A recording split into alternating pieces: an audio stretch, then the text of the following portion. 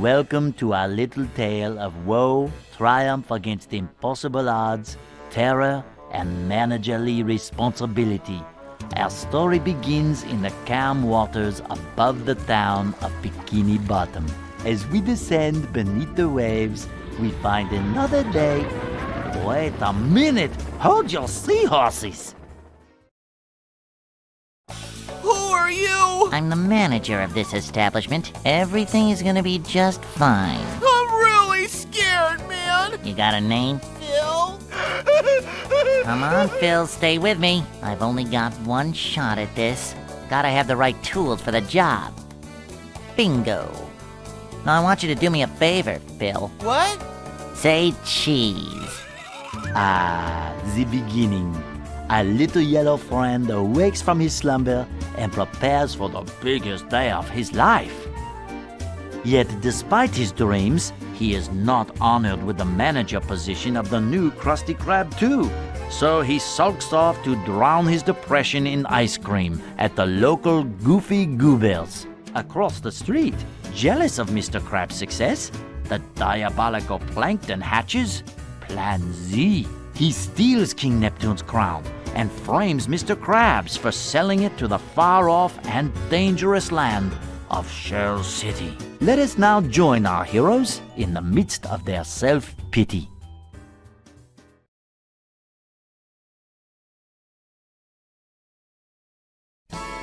There you are, Patrick. I've been trying to find you all evening. It's 8 in the morning, SpongeBob. Oh my gosh, 8 o'clock. I am late for work. Mr. Krabs is gonna kill me. Oh, Mr. Krabs.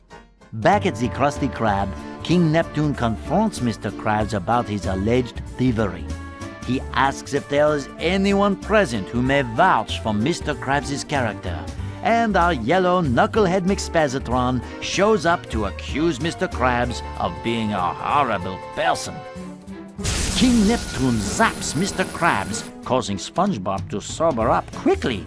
He selflessly volunteers to journey to Shell City and retrieve the king's crown. Freezing Mr. Krabs in place, King Neptune grants a 6-day reprieve so SpongeBob and Patrick may attempt to retrieve the crown. King Neptune's daughter Mindy provides SpongeBob and Patrick with a magic mirror through which she can communicate and assist our heroic duo. We continue as SpongeBob and Patrick arrive at the paddy wagon.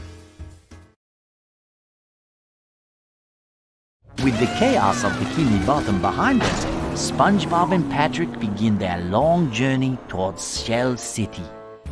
However, with SpongeBob gone, all is not well.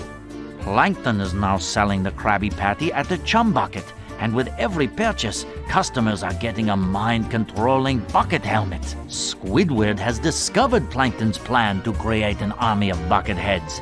Will Squidward save the day? No.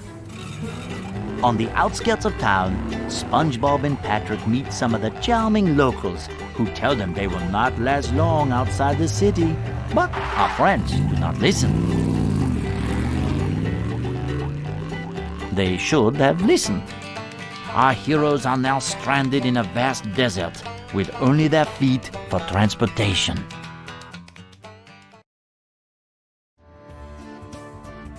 Our heroes, having foiled Plankton's evil plans, continue across the desert. But Plankton remains one stubby step ahead of them.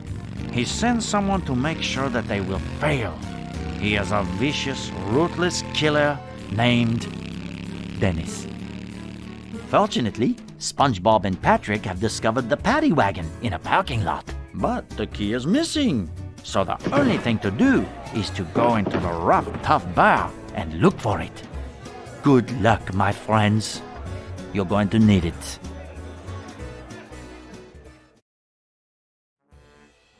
Patrick, step on it! Ah! Come on, kiddies, have some ice cream. Jump for it, Patrick!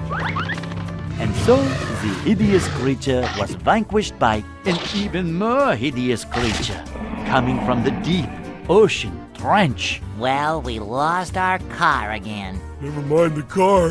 Where's the road? There's the road, on the other side of the deep, dark, dangerous, monster-infested trench.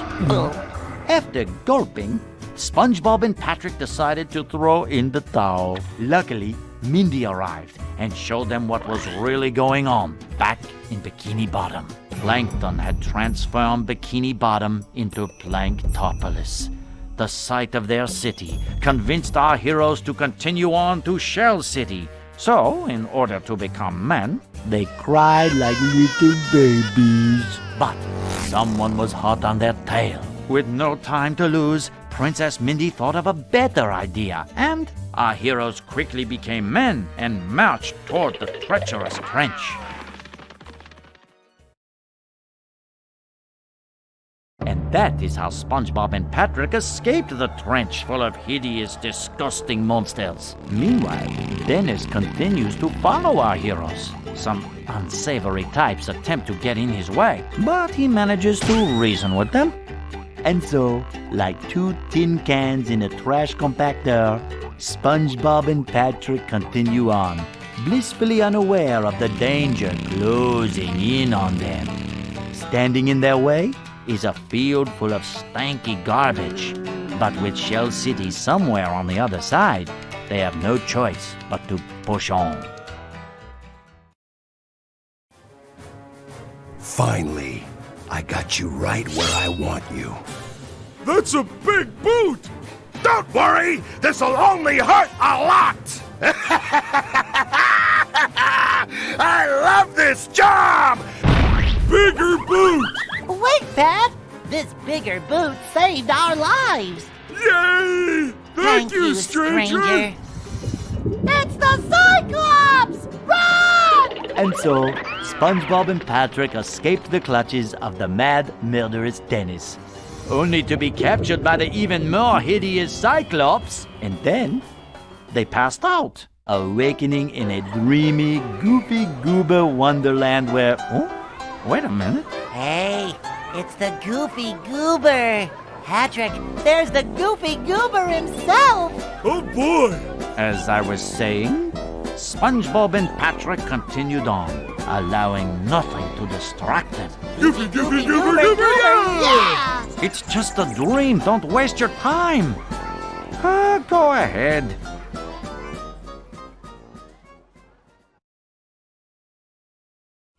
When SpongeBob and Patrick awaken from their sweet dreams of ice cream sundaes and dancing peanuts, they discover that they have become prisoners of the Cyclops. For you see, gentle viewers, our heroes had at long last made it to Shell City and had discovered its awful secret. Shell City was nothing more than a souvenir shop. Those who were captured were dried up and turned into smelly knickknacks. And that is precisely what was happening to our two friends. The situation seemed to be completely and utterly hopeless. But they were saved by the tear of the Goofy Goober, as well as a conveniently placed sprinkler system. King Neptune's crown lay nearby, but our heroes still needed to escape the treacherous depths of Shell City and get past their most dangerous adversary, the Cyclops.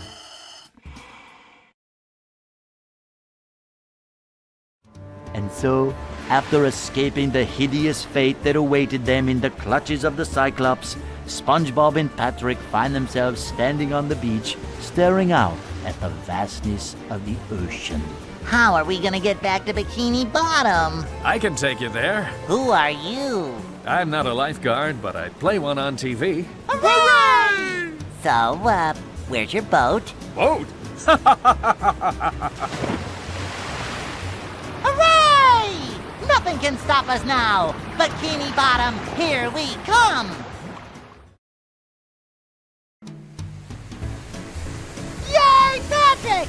We did it! Hooray for SpongeBob and Patrick! Now, where were we? Wait, Dennis! Look out behind you! That's it! I'm through messing around! See you later, fools! Ah! After many adventures, our heroes arrive back home. But it is a much, much different place from the one they left. Where there once was rolling green fields and bustling city streets, there is now Planktopolis, a city as dark and twisted as the heart of its teeny tiny ruler. All of Bikini Bottom's familiar faces are now covered by unfashionable mind-controlling buckets. And perhaps most horrible of all, King Neptune is at the Krusty Krab too, preparing to fry Mr. Krabs. Bikini Bottom's only hope rests with a small yellow sponge and a pink sea star. Can they survive the dangers of Planktopolis? Ooh, let us hope so.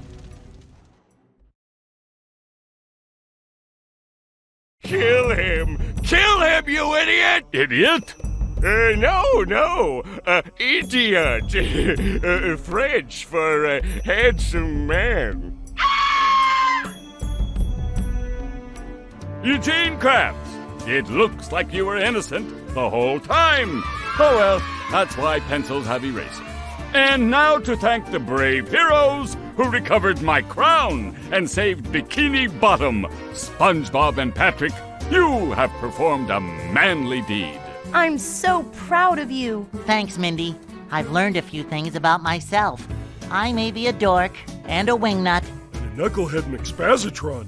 Yes, but more importantly, I'm a kid, and I like being a kid.